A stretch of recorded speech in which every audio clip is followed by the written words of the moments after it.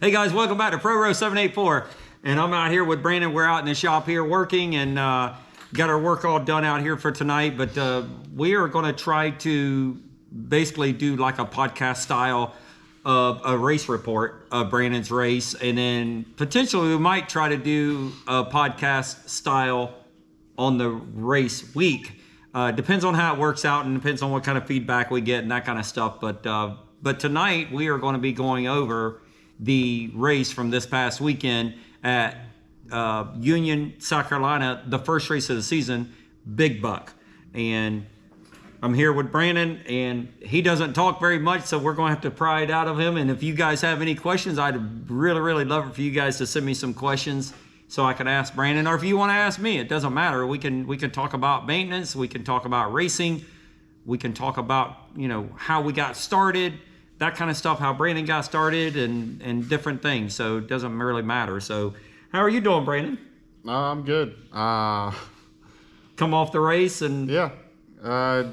This is, what is today? Tuesday? Tuesday night, yeah. Tuesday, and I feel pretty good. Not really sore from this past weekend. Obviously round one, normally you get pretty sore just because you haven't been acclimated to it. But I felt pretty good. I'm happy with where I'm at, and yeah, we're here. And Sunday, got home late Saturday night, and Sunday was a full-blown wash day. Yeah, we washed all day, RV, trailer, whole 9 yards. But yeah. And washed again last night, Monday night. We thought the quad was clean. Mm-hmm. Had it in here, and then we got home last night after work, and it's like, nope, pull it back outside. So we rinsed it off and did some other stuff again. So basically, Brandon, I just want to sit down and tell the folks about how we got there, what happened during the weekend, how we got back, that kind of stuff. A few things happened to our quad during the race and affected our finish a little bit. I want to talk the last time we spoke to them. We were both under the weather and still have it a little bit. My voice, I actually went hoarse. And you're a little bit better also, and I am too. My energy levels come back a little bit, but I still got that nagging cough. We had a couple guys over here last night working on stuff, and they also have it. Yep. And we were all four sitting around coughing and hacking and everything else, and it's like, golly, dude. So, but anyway, got everything loaded up, and we were out of here on Thursday. We left out of here about 10:30. I guess Thursday morning. The reason why I want to specifically leave around 10:30, 11 o'clock is because there is a special restaurant that me and your mom really like that is a shrimp restaurant. Yep. I know you like shrimp. I love shrimp. And it is in Darien, Georgia. It's exit 49 in Georgia. But when Brandon has ridden with us in the past, with just the time doesn't work out because we're by there too early. Sometimes I fly to the races, and I know last year y'all drove to some of them, and y'all ended up stopping there one time with a couple buddies, and y'all ended up stopping there and talked about this place for like a couple years. Yes. And I actually ate there for my first time Thursday. So. And how was it? It was pretty good. Okay. It was a good time. A small little restaurant, nothing crazy. Nothing. But they had fresh shrimp, and it was really good. So Mike Trango, one of our dear friends of ours, we were stopped at Buc-ee's, me and my wife, one night getting fuel, and he had stopped to get fuel, and he said, "Hey, what are y'all doing for dinner?" And we're like, "Well, I haven't decided yet." He said, "About 3 hours up the road, there's a little shrimp restaurant, and this place is a hole in the wall, a couple miles off the interstate." So we ended up going, and we flat love it. So I told Brandon, I said, there's going to be a time where I take you by there. And we did. So we planned our trip around that so we could go there and eat at that. I don't even know what it's called, to be honest with you. But we made it there. Yeah, it was good. Went in, and it's a half a pound of shrimp. And really good, okay? And you're in and out in like 45 minutes, if that. Yep. And got back on the road. And so we're traveling on, and we had not decided yet whether we were going to go onto the racetrack or we were going to stay at a rest area because there was some conflicting. There was some talks about the weather. The weather was supposedly really nasty. At least the weatherman the way said. It looked also. It looked like it was going to be nasty. A lot of people told me it was going to be nasty, so it was like we were planning for a complete mutter. So we didn't know if we should have went Thursday night or get there Friday morning.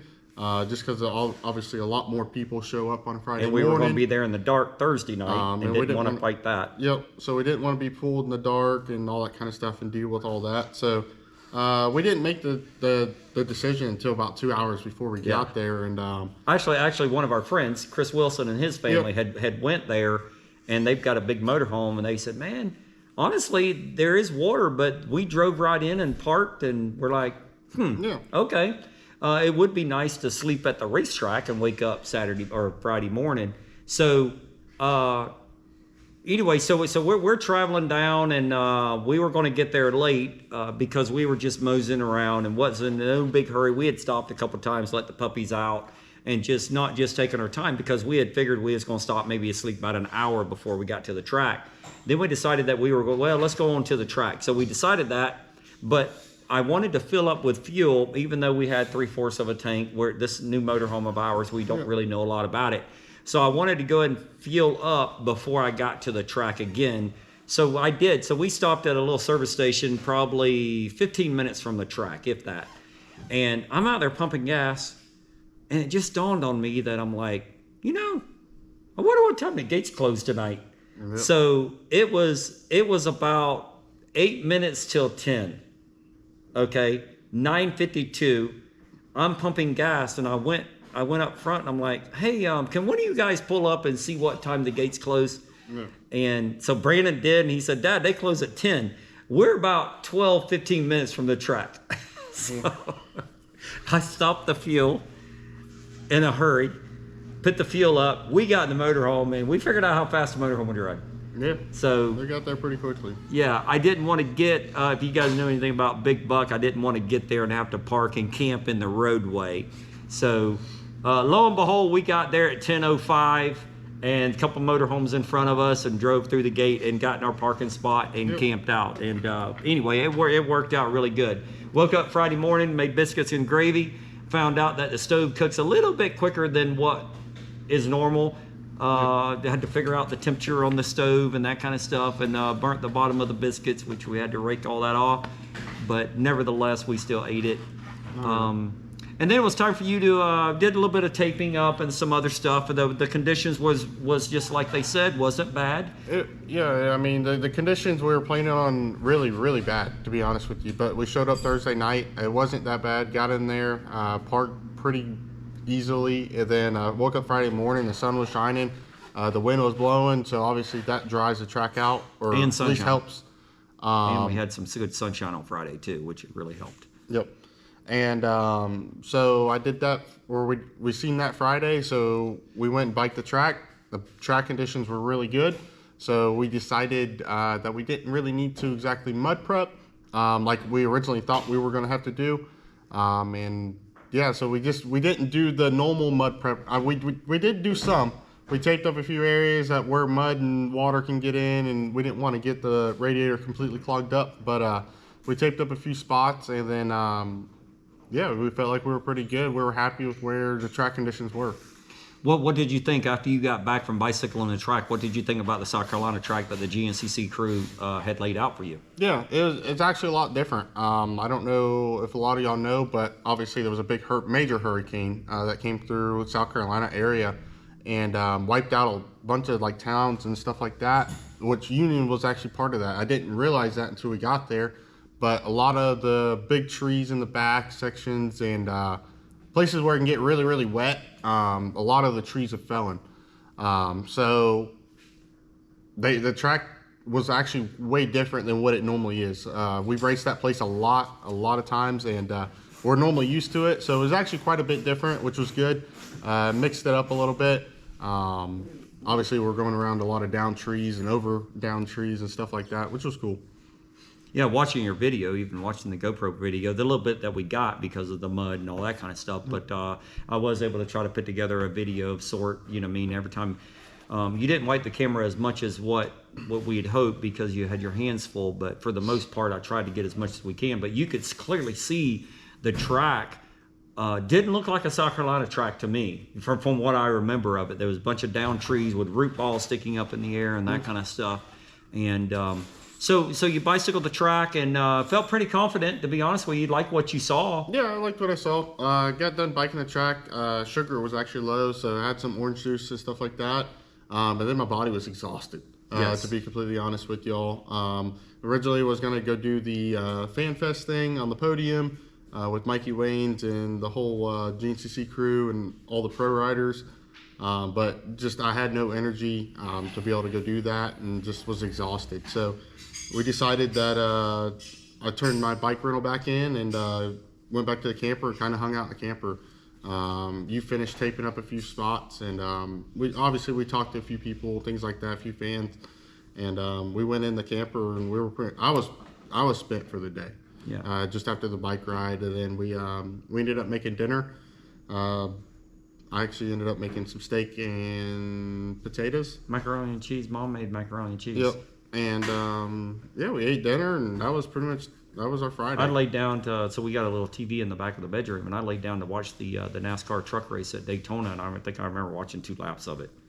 I was spent also, and as you were, because of your energy level, and that's about the most energy that you've exerted in the last that was the most 3 weeks working out I've done in a long bicycling. time.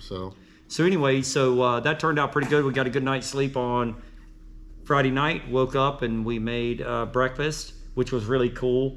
Yep. And it's been a while since we woke up at the racetrack, and just the smell of everything, the lights, the generators, just the whole 9 yards. It was really, really pretty cool. And obviously we were parked in the Pro 4x4 pits, which made it really, really special. Also, it really made it hit home. And so here we are. We're prepping, and last minute you decide that let's go and run the handguards. We wake up Saturday morning and feel good, but the weather completely night and day different. Yes, it was. Rainy, cold. Didn't want to be outside. No sunshine at all. That kind of thing, and ended up track conditions did not work. We're looking worse by the minute. So. Yes. We made some last and minute, there's a line of showers that we had coming too. So we had some last minute decisions on putting hand guards on and stuff like that. So because it was so cold, it was rainy, it was completely different from what Friday was. But obviously we knew that rain was coming. We just didn't know how much and the extreme of it. But which it wasn't a lot, but it was enough to make everything a little bit more nasty and a little bit more cold, and didn't want to be outside, to be honest. So. We made last minute decisions to do a little bit more mud prep and do some hand guards on before the bike, and I actually got to the starting line a little later than what I normally would. And we're glad we put those hand guards on just for the cold. Yep. But anyway, it certainly started. Boy, it got cold. I mean, I'm talking about from like 8:30 till about 10 o'clock, where the time to start. It got cold, and of course we're from Florida, we get cold anyway. But let's talk about your race. So went up there, and the Gncc had a really nice, beautiful American flag sticking up there. American I've never flag seen was that. really, really big, which In is my really video, cool. yeah, in my video it's blurry because I've got fog and everything on the camera. But man, it was beautiful, Brandon, and I was really, really excited to be there, and also you being called as the national champion with the number 1 on your plate. That was really cool. Special to me. And it really hit home, you know, and seeing your quad for the first time with all the others, with the number 1 plate on there and that kind of stuff. And it hits home that a lot of work we did last year, along with some other people, to get to where we did. But let's talk about your race. So had a pretty dang good start, you and Mr. Cody Collier, and made it very, very exciting for us. And it was really, really cool to see. Obviously you and Collier battled it out. We ended up getting called to the start line, and obviously everybody's nerves are kind of going crazy. Everybody's excited, and we started off technically second, but actually went in the woods technically first, and then a corner after. It was pretty crazy how the start went down. Me and Cody battled all the way the first 4 corners. I think you guys were side by side, literally. Let's see, 1, 2, 3, 4 corners in. Yep. So it was Brandon on the outside, Collier on the outside, Brandon on the outside, and then y'all actually went into the woods. It's on our video. Side by side as well. Side by side. But the line that he was in was the better line in the woods. Yep. you know, but anyway, it didn't matter. Yeah, so ended up technically starting second. Yes. Obviously, whole shot was second as well. Cody ended up getting the whole shot as well. But yeah, started second, which I was happy with. I was Well, comfortable. that was fun though. That was really, really fun Yeah. to watch. I'm sure you was having a good time. The bike was running really good. I was happy with how the bike was handling. I was running right behind Cody. Track was really, really slick with all the pine needles and stuff like that. We were the first four-wheelers through most of the track for us. And so ended up riding really good that first lap right behind Cody. We actually got a really good lead from the rest of the 4x4 Pro class. And me and Cody were kind of out there by ourselves and felt good because I didn't know how I was going to face to even be competing in even the first lap was kind of a shocker to me. I wasn't really prepared. Like I said, Friday was the most exercise I'd done in a long time. So I was riding behind Cody. That first lap felt good. I think second lap, same thing. Nothing crazy. Just riding behind him. I wasn't really pushing the pace too much. I didn't feel a need to try to make an unnecessary pass or anything like that. Then we got to the third lap where we actually started getting into lappers and made actually a bobble. We started passing lappers and ended up tagging a tree with the right rear, which actually pointed the bike in between two trees, and I got stuck. So luckily I had a couple guys out there in the woods that ended up lifting the rear end to get it around the tree. But I couldn't go forward or back. So You actually said you wedged it in. Yeah, It I was almost wedged like in between stuck. two trees, unfortunately. Yeah, and God bless for you for having those luckily guys I had a out couple there. guys out Yeah. there that just lifted the rear end up for me and got me back going. I lost a little bit of time there, but then actually ended up gaining some of it back and felt like I was on pace. Felt like I wasn't far off, and I was really happy with where I was riding at. I actually, you know, and I was thinking the same thing. 2 laps in, I'm like, well, he's still hanging on because I knew the condition you were in. Yeah. And I knew what. I mean, we really weren't expecting to come out and come not at gun all. blazing round one Not just at all. because of how we were felt going and to be how we happy knew. with the Yep. top 5, Yep. and you even said that the other day on the other video that we did. Yep. And so it was really surprising to me and CJ and your mom on the sideline too. We're like, hey, he's hanging in there, and so I mean I can give it to you. The first lap you was 4.5 seconds behind Collier. Yep. The second lap you was 12.5 seconds behind Cody Collier. Now this is about let's see, this is damn near an hour in, which is pretty dang good. Okay. Yep. And you guys had a massive lead on third. Third lap, you was 20.7 seconds. So you was only 20 seconds on the third lap. That is the lap that you had your issues with the wedge and all that stuff. Didn't stop for fuel. But we didn't know at that point whether we was going to be a 4 or 5 lapper because of the way the start was a little bit further away. So it was kind of hard to figure out. But I think me and Cody technically we did stop on the same lap, just different times. Yeah, he stopped at the beginning, we stopped at the end. Yeah, so it all worked out. So we both stopped. I think both riders stopped on the third lap. Lap 4. Yeah, lap 4. And then lap 4, you was 25 seconds, white flag, 25 seconds, 0.1 behind Collier. So I mean, you may have been feeling some fatigue, and then at that point you're like, you know. Yep. And then I was happy with. I mean, Sure. even 25 I was seconds. too. I mean, it doesn't take much for a mistake to happen. I was still definitely in contention. I wasn't like putting my guard down, but I was happy with where I was running at. I wasn't pushing like how I normally would to try to go win a race, just because I know where my body is. I know how I felt on the bike.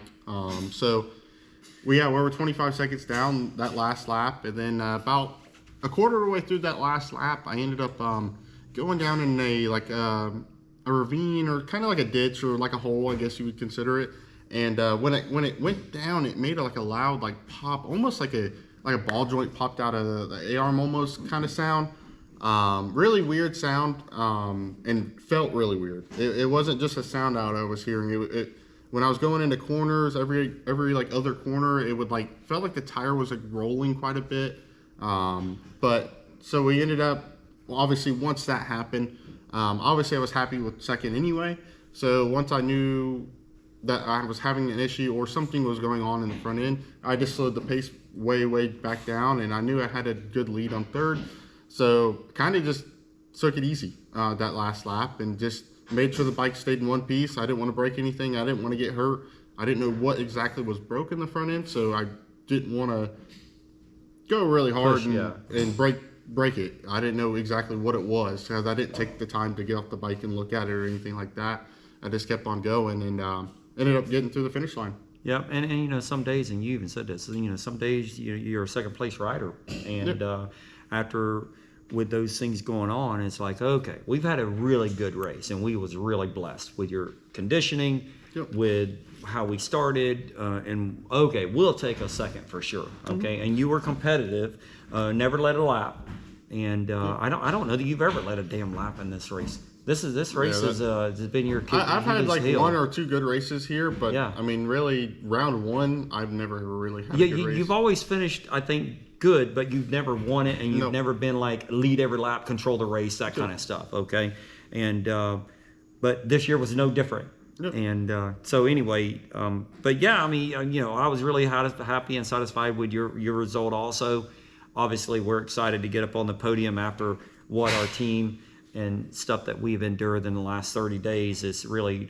flipped our team upside down. We were headed in a direction with sponsors and, you know, that kind of stuff, and it absolutely got turned upside down on December 20th is when we found the news, and it made us go to work, and then of course, I think we've already said we got sicker than hell, and you know, just things that and the other. So listen, for a second place finish in the first round, after everything that's happened with you and I both, as just our health, and then just being, you know, our team in general, we had to build a quad, you know, and you know, which is, it's no problem, you know, it's just it just made us have to revert a little bit, and I was happy, had a great time. Motorhome actually did really good. How'd the 2.2 or the 2 foot by, what did you get ready to say? I got a question. Did you turn the GoPro on? Yeah, it should be on. Are you sure? Yeah. Is there supposed to be a red light on the outside? No, I thought CJ said it was on. How you want to hear? Yeah, I had it on. It's on. Just tap on the back. Is there a red light going on? Yeah, 23 minutes. 23 minutes and it's still going. What's the battery life? 77%. Oh, perfect. 4 hours and 15 seconds. Oh, hell yeah. I We just want to good. make sure. Okay. We still look pretty good. Hmm? I turned the front camera off because of the way we think. So, What were you saying? yeah, I was going to ask you, how did the 2 foot by 2 foot shower work in the motorhome? We don't discuss that. The shower is perfect. To be honest with you, It was actually wasn't bad. It held the heat in because we take bird baths when we're in the RV because we don't use all the water. So it actually held the heat in this small little area because it's a small area. So when you got the shower hot, it held the heat while you had the water off, and then you turn the water back. It actually worked out really good. I didn't have no issue with it. Yeah, so we were all a little bit concerned. I think it holds 55 gallons of fresh water or whatever. So we were full, obviously, when we showed up there. But anyway, we all got showers twice, 3 times. Maybe Mom got 3 times. Mom was able to wash dishes, all that stuff. We got back here and we still had 25 gallons. It was still half full. So we're good, you know, and everything worked out good. But I had a great time with the puppies, took the puppies with us, and had a great time with them, and took the little cages and that kind of stuff. But no, I generally had a good time, you know, and I'm glad to get the first race out of here. And because we were all up in the air about it, there's a lot of things, obviously, we just discussed that had changed. And I was very, very excited to come out of there. And we was ready to hell to get out of there too. Boy, it got cold. It was really cold. I think it got colder through the day. To be honest with you, I think it was warm in the morning, and then it got colder. The more rain came, and then even before the pro race, there was a lot more rain that came, and made the pro race even worse than what our race was. So. Yeah, we ended up leaving right after our race. We loaded up. Mom had some nice hot chili made. Yep, Mom had chili done, and we ate some chili. Actually watched the first lap, technically, of the pros coming through. Right. But then after that, we got out of there. Shagged out of there. We got home, what, 11:30? Yeah. I think something like that. It was midnight. It was 582 miles. 582 miles. CJ's in here working on cars. That kid, he's 100 mile an hour all the time. 582 miles from our house to Union, South Carolina, and we left out. Anyway, we got here at 11:30. You spent the night here with us, and me and you got up early Sunday morning. We started busting it. Yep. Got everything clean, washed. that kind of stuff. The quad is sitting over there. The quad that Brandon raced. This is the blue quad. Elite Graphics had done our graphics for us with the #1 on there, and we're excited about that. And so anyway, this bike will be raced at some point in time behind us. So yeah, we don't know exactly what or when we're going to race. We're going to try to flop them around. Yeah. You know, but you know, obviously that quad's got 8 hours on it, 8 hours. on Both it. bikes are identical. Yeah, so they're identical. Nothing's different. Except one's blue and one's purple. Yep. And the purple really looked good. We got a lot of compliments on it. Oh, yeah. So I really like the purple, and it turned out really, really nice. So we're sitting here looking behind it. I mean, it's got no plastics or anything on it. It's all torn down, but it's all nice and clean. It looks brand new. Oh, yeah. Again, so for the most part, the quad ran pretty well. I mean, being that you and I assembled it, half sick and that kind of stuff, and tried to make sure that we did everything correctly and all that. But I think it turned out pretty damn good. Yep. And for the most part. So anyway, I'm excited about getting the one race down and understanding and learning about the motorhome and the pit strategy. Our pit was badass though. Yep. Okay, was so really good. me, Mom, and CJ did the pit for Brandon, and Mom was a little nervous. I'm not gonna lie to you. We had a 5-year-old girl record it. We're trucking out through the woods, and I'm like, all right, we had to make a decision. We was gonna stop on this lap or whatever. Yeah. And I'm looking around. I'm like, okay, Mom usually holds the camera, but there was a dad and a little 5-year-old girl, and he'd give the camera to her, and I said, hey, just aim it at it. Anyway, it worked out good. Listen, Yep. Our pit stop was flawless. CJ's very, very good with the gas cap, and Mom did goggles, the drink, and the rags, I think, or whatever the hell it was. But you were in and out. We didn't say much to any of us when you stopped, and we were like Yep. head down, focused, knew what we had to do, and get to the end. So had a good time. Anything else you want to say? It's been That's it. fun, right? Yeah, I like round discussing. one was good. I'm feeling actually a little bit better. It's kind of same thing with Dad. I feel better, so which is good because I really didn't have hope that I was getting better because there was a point in time where I felt like really bad, really, really badly. So to feel better this week, even at Sunday, I even felt pretty decent. Saturday, I was okay. I was exhausted. I will after the tell you, race. after the race, you ate that chili. We got on the road. Yeah, I was you were exhausted. out.